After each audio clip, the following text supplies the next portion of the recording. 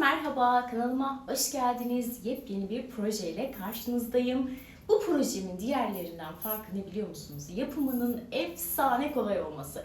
Yani şişe, ilmek atmayı bilen, bir düz bir tersi yapabilen herkes bu bluzdan yapabilir. Gerçekten şahane. Çok kolay, çok basit, zarif ve şık. Bu bluzun adlandırılması bu şekilde. Bunu dilerseniz boyunu daha uzun yapabilirsiniz veya daha kısa yapabilirsiniz.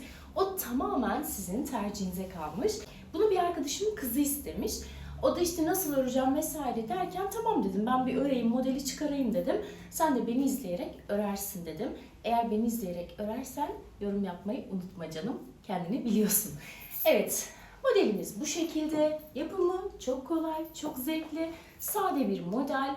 Bu modelin böyle efil efil durmasının sebebi, püf noktası kullanmış olduğum ince pamuklu ip ve şiş numarasının büyük olması. En önemli numarası bu. Onun dışında hiçbir numarası yok.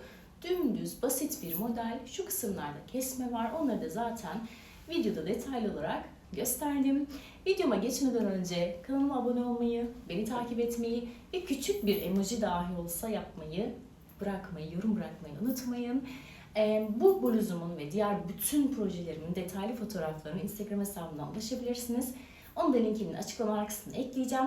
O zaman çok fazla konuşmayalım ve videomuza geçelim. İyi seyirler. Evet, modele geçmeden önce kullandığım iple başlamak istiyorum. Bu şekilde pamuklu sarma iplik almıştım geçen yaz. Hatta bunun elbisesini örmüştüm. Onu da açıklama kısmına ekleyeceğim. Oradan tıklayarak ulaşabilirsiniz. Sonra böyle 250 gram, 300 gram civarı ipim artmıştı. Bunu hem değerlendirmek adına hem de bu sade zarif modeli yapmak adına bu ipi kullandım. Şöyle bakın, ince pamuklu bir iplik, sarma iplik olarak almıştım. Şişim, hemen şimdi gösterelim bakın, 4,5 milim. İpim çok ince ama böyle dökümlü efil efil durması için 4,5 milim şiş kullandım. Sizin eliniz sıkıysa 5-5,5 da kullanabilirsiniz. Çünkü bu döküm bizim için önemli. Modeli gösteren böyle dökümlü ve efil efil durması. O yüzden de tavsiyem elinizi gevşek tutun ya da tutamıyorsanız da büyük şiş kullanın. Şimdi hemen başlangıcını anlatmak istiyorum. Evet, 120 tane ilmek atıyoruz. 120 ilmeği attıktan sonra şöyle bakın. 1, 2, 3, 4, 5 sıra ince bir lastik yapıyoruz. 5 sıra ince bir lastik yaptıktan sonra modelimizi önde düz, arkada da ters olacak şekilde esnek esnek örüyoruz. Belli bir mesafeye kadar. Nereye kadarmış hemen söyleyeyim bakın. Şöyle ölçeceğim. Kaç santim örmüşüz. Bu arada şu düz örgü olduğu için içe katlanıyor. Onu daha sonra ütüleyip birleştirdikten sonra düzelecektir.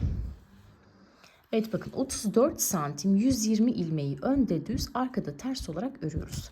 Ardından ne yaptım bakın. Burada işaretledim. 34 santim ördükten sonra şöyle sağ tarafta ve sol tarafta, yani sıra başında ve sıra sonunda 3 sıra artırma yaptım. Yani toplamda 6 tane ilmek artmış oldu. Bakın, sıra başında kenar ilmeğinden sonra bir ilmek artırdım. Arka yüzde artırma yapmıyoruz. Sıra sonunda da bakın son ilmekten önce artırma yaptım. Bu şekilde şu 3 sırada da 120 olan ilmeğim 126'ya çıktı. Ardından da onu da belli bir mesafede ördükten sonra şimdi artık kesmeleri, yaka örüntüsüne geleceğiz. Hemen kaç santim olmuş toplam uzunluğum onu söyleyeyim. Bakın, esneme payı olan çok güzel bir model. Şöyle düz tutalım. Toplam kaç santim olmuş hemen söyleyelim. Evet bakın, 44 santim ördükten sonra şimdi yaka oyuntusuyla, yaka kesmesiyle devam edeceğiz. Toplamda 126 tane ilmeğim var. Şimdi 50 tane ilmeğimi normal düz olarak ördüm. Şimdi yaka oyuntusu vereceğim.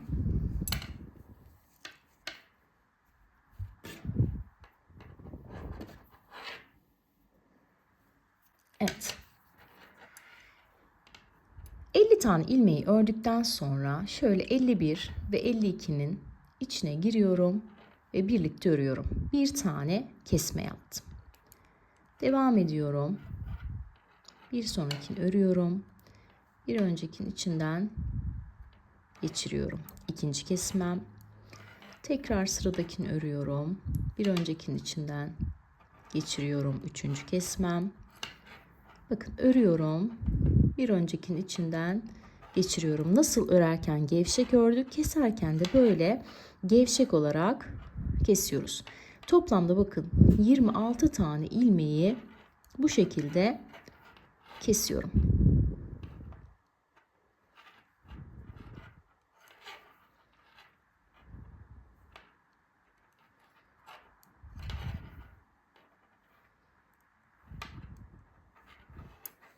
Bakın şöyle esnek bir görüntümüz olacak. 26 tane ilmeği bu şekilde keselim. Sıra başında şöyle bakın sağ tarafta, pardon sıra başında diyorum. Sağ tarafta 50 tane ilmeğimiz olacak. Sol tarafta da 50 tane ilmeğimiz olacak. Aradaki 26 ilmeği kesiyoruz. Evet, şimdi bakın. Aradaki 26 ilmeğimi kestim. Görüyorsunuz esnek esnek.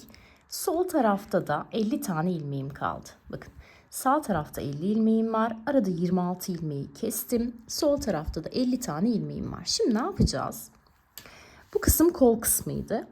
Şimdi bedene geçiyoruz. Bedende önü ve arkayı ayrı ayrı öreceğiz. Şurası da yaka oyuncusu vermek için yaptık burayı kesmemizi. Şimdi buradaki 50 ilmeği belli bir mesafe ayrı olarak öreceğiz. Şuraya hiç dokunmayacağız. Burası şişimizde kalsın. Burayla işimiz yok şimdilik. Şimdi bu 50 ilmeği açılmasın. Önde düz, arkada ters olarak örüyoruz.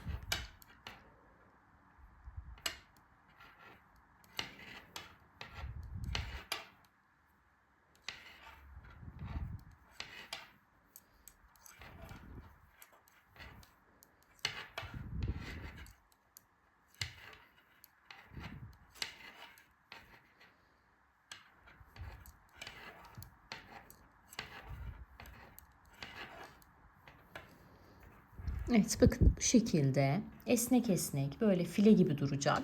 Bunu önde düz arkada ters olarak belli bir mesafede örelim. Daha sonra birlikte devam edeceğiz. Evet yaka için kesme yaptıktan sonra 26 tane kesme 50 tane ilmeğimi şimdi belli bir uzunlukta ördüm.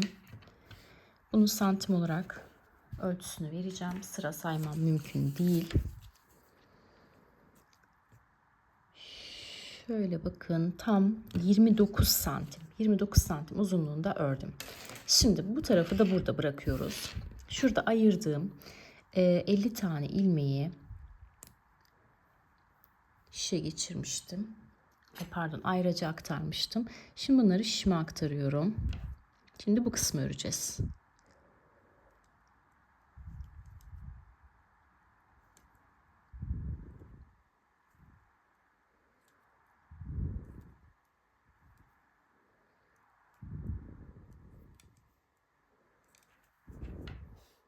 Evet buradaki 50 tane ilmeğimi şimdi şişe geçirdim. Şu tarafı kesiyorum. Burayı sonra öreceğiz. Şimdi bakın şurada bir açıklık oldu. Bu açıklığı istemiyorum. Hem de önün bir tık daha uzun olmasını istediğim için şöyle bakın. Bu kısım arkası olacak. Göğüsten dolayı havaya kalkacak çünkü ön. Şöyle bakın 2 tane ilmeği bir şuradan giriyorum. Bir de şu kısımdan açıklığı kapatmak için giriyorum 2. Bakın 2 tane ilmeği şöyle ilmek oluşturdum. 2 tane ilmek oluşturmuş oldum. Hatta bir tane de şuradan oluşturalım. Durun bakın şuraya boşluk oluştu. Burayı şöyle yapalım. Şöyle yapalım. Şöyle yapalım. Bakın buradaki açıklığı kapatacak şekilde oluşturdum. Şimdi 3 tane de ilmek ekledim. Yani toplam 50 tane ilmek vardı. Şuradan da 3 tane ilmek çıkardım. Şimdi 53 tane ilmeğim var. Bu kısmı ayırmıştık zaten. Şimdi bu kısmı da ayracıma aktaracağım. Diğer tarafı da bununla aynı mesafede oluncaya kadar öreceğim.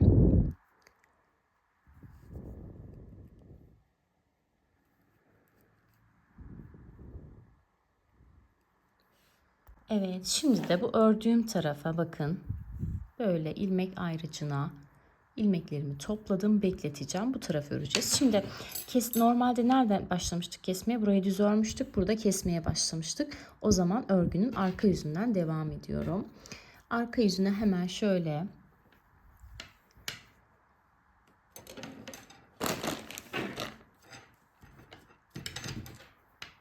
ipimi bağlayacağım.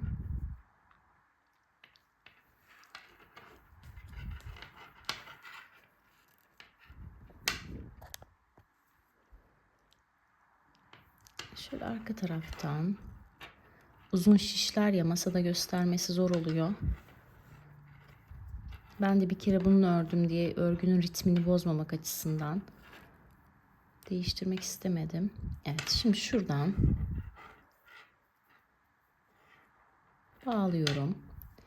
Ardından da örgünün arka yüzünden örmeye başlıyorum. Kenar ilmeğini ilk sıra olduğu için örerek alıyorum. Sonrakilerde örmeyeceğim. Bakın. Bütün ilmeklerimi ters olarak örmeye başlıyorum. Şurada bir açıklık oluştu. Bunu da şöyle kapatalım. Evet. Bakın. Bu şekilde örerek devam ettiriyorum. Şimdi burayı da aynı diğer tarafla eşit olacak şekilde arkada ters, önde ise düz olarak öreceğim. Burada tek fark 3 tane ilmek artırdım. Diğer tarafta 50 ilmek örmüştük. Burada 53 ilmek öreceğiz. Bu tarafı örgünün ön yüzü olarak kabul edeceğim. O göğüs detayından dolayı havaya kalkıyor ya. Bir tık daha, o yüzden ön uzun olsun istiyorum. Evet. Şimdi arkayı da burayla aynı şekilde örelim. Daha sonra devam edelim. Arkayı dediğim yani bu kısmı da burayla aynı şekilde örelim. Daha sonra devam edeceğiz. Evet, iki tarafı da eşit bir şekilde ördükten sonra bakın şimdi önceden ördüğüm kısım şöyle ucu bu kısımda olacak. Bu da bu şekilde olacak. Yani şişlerimiz bu şekilde birbirine bakacak. Şimdi burada 3 tane ilmek artırmıştım ben. Onu bu sırada 2 tane buradan kestim, bir tane buradan kestim. Yani şu an ilmeklerim burada da 50 tane, burada da 50 tane. İlmeklerim eşit. Şimdi ne yapmıştık? Biz 26 tane ilmek kesmiştik şu kısımda. Şimdi burada da sağ ve sol eşit olacağı için ne yapıyoruz? Hemen 26 tane ilmeğimi artırıyorum. Bakın nasıl yapıyoruz? Şöyle bakın. 1 2 3 4 5 bu şekilde 26 tane ilmeğimi artırıyorum. Evet, 26 tane ilmeğimi artırdım. Bakın bu şekilde ilmeklerim düz duracak. Sonrasında örmeye devam ediyorum. Direkt olarak bakın sol tarafa geçiyorum. Şuradaki ipim dursun. Örmeye devam ediyorum. Şimdi buradan birleştirip devam edeceğiz. Ön yüzde düz, arka yüzde ters olarak öreceğiz. Şimdi buradaki 50 ilmeği de hesaba katarak bu sırayı bir öreyim. Bakın burada ne yaptık aslında?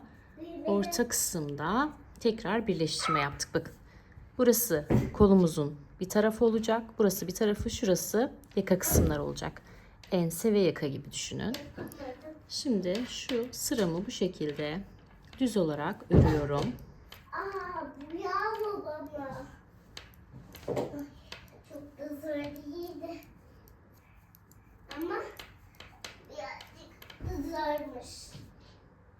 Evet bakın. Buradaki 50 ilmeğimi de ördüm. 50 ilmeği örmüştüm zaten. Arada 26 tane ilmek artırdım. Geldim buradaki 50 ilmeğimi de ördüm. Şöyle ilmeklerimin yönünü düzeltiyorum. Parkur kadar çok iyi. Evet anneciğim. Şimdi örgümü çeviriyorum. Ev kadar oldu be. Şimdi bir saniye. Evet, şimdi örgünün arka yüzündeyim. Şişimi aldım. Kenar ilmeğini yine örmeden alıyorum. İlmeklerimi ters olarak örüyorum. Önce buradaki 50 tane ilmeğimi örüyorum.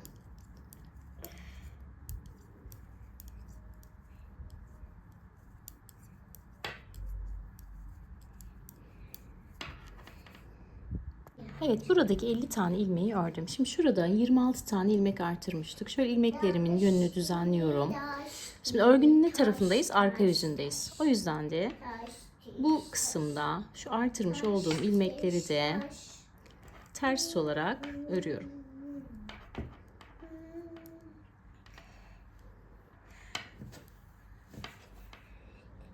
Evet, aradaki 26 ilmeğimi ters olarak ördüm. Bakın bu şekilde. Şimdi şu sondaki 50 ilmeğimi de yine ters olarak örüyorum. Bu şekilde başlangıçtaki gibi 126 tane ilmeğe ulaşmış olduk.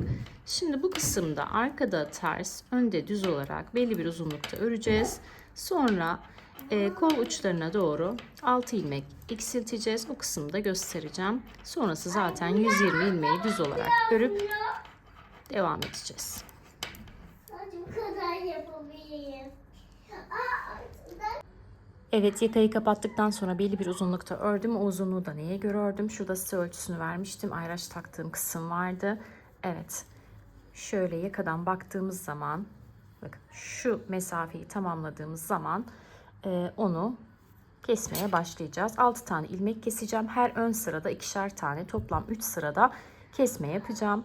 Şöyle ilk bakın kenar ilmeğini örmeden alıyorum. 2 ilmeğe giriyorum. İkisini birlikte örerek bir tane kesme yapıyorum. Bu işlemi bir de sıra sonunda yapacağız. Ara ilmekleri düz olarak örüyoruz.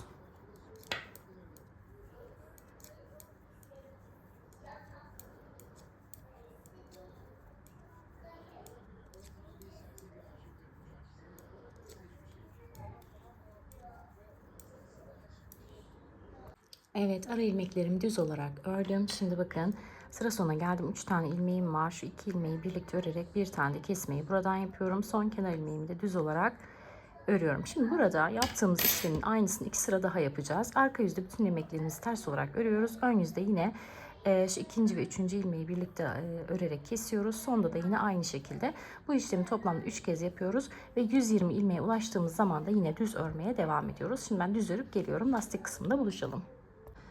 Evet, diğer kolu da şöyle bakın, artırma yaptıktan sonra burayla aynı uzunlukta ördüm, ölçerek düz bir zemine koyup daha sonra lastik kısmına geçiyorum.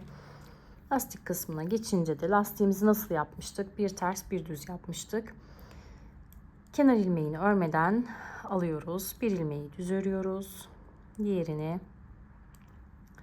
ters örüyoruz. Biri düz, diğeri ters. Diğer kısımla aynı uzunlukta oluncaya kadar bir düz bir ters lastiğimizi yapacağız. Daha sonra da ilmeklerimizi kapatacağız ve kenarlardan sık iğne ve son şeklini vereceğiz. Şimdi ben lastiğimi örüp geleceğim. Lastiğim burayla aynı uzunlukta olacak. Evet, parçamızı tamamladık. Şu lastik kısımlarını değil ama bakın şu düz olan yan kısımlarının üzerinden hem bu düz örgü içe kıvrılmasın diye hem de böyle daha sağlamlaştırmak amacıyla sık iğne geçiyorum. Orada da bakın şöyle göze hoş gelecek şekilde modeli esnetmeden, çok da sıkmadan, bakın modele bakın. Modelin görüntüsünde herhangi bir esneme veya daralma olmadan sadece ne yapıyoruz? Bakın bu şekilde sık iğne geçiyoruz. Her iki yanından geçeceğiz bu oluşturduğumuz dikdörtgenin.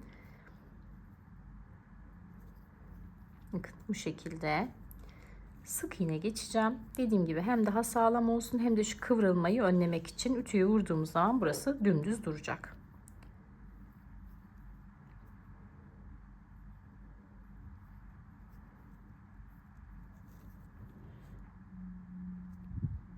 Evet, parçamız bu şekilde. Kenarlardan da sık iğne geçtim. Bakın yumuşak ve efil efil ördüğümüz için çok çabuk şekli bozulabiliyor. Çok da çabuk şekil alabiliyor. O yüzden bakın şu elimizle düzelttiğimiz zaman bile hemen şekil alabiliyor. Şimdi ne yapacağız biliyor musunuz? Bunu şöyle ikiye katlayacağız. Bakın bu kısım yaka kısmı. Bu kısımda şöyle kenarlarından yakası çok açık olmuştu. Sık iğne geçerek topladım. Eğer yakanın daha açık olmasını, kayık yaka falan istiyorsanız sık iğnenizi daha aralıklı geçebilirsiniz. Bakın şu kısımlarda ben kaydırarak yaptım özellikle. Bu kısımlarda da normal sık iğne geçebilirsiniz. Bunu üzerinize giyip kendiniz karar verebilirsiniz. Şimdi son bir işlem kaldı. Şu kol kısımlarından belli bir mesafe dikeceğim. O kol şeklini verebilmek için. Şöyle bakın, hemen iğnemi geçiriyorum. İlmeklerimi karşılıklı dikerek kol şeklini vereceğim.